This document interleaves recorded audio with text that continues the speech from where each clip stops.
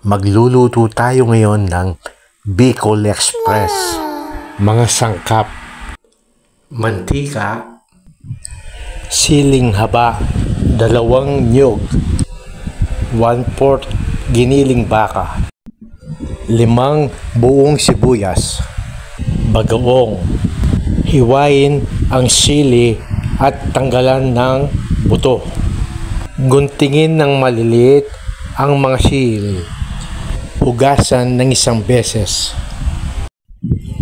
Salahin. Hiwain ang sibuyas. Magpakulo ng tubig para sa niyog. Mas magandang mainit na tubig ang gamitin para sa pampiga ng niyog. Hayaan munang lumamig ang tubig para hindi mapaso. Kapag hindi na masyadong mainit ang tubig, pwede nang pigayin ang niyog.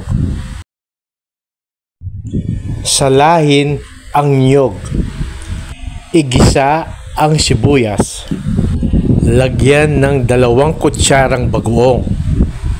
Ilagay na ang giniling na baka. Ilagay ang pangalawang piga ng gata. Ilagay na ang mga hiniwang sili.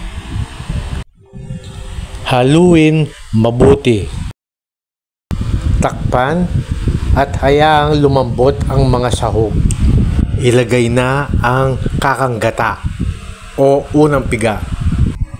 Patuyuin ang gata hanggang sa magmamantika-mantika. Ayan, luto na ang ating Bicol Express. Enjoy!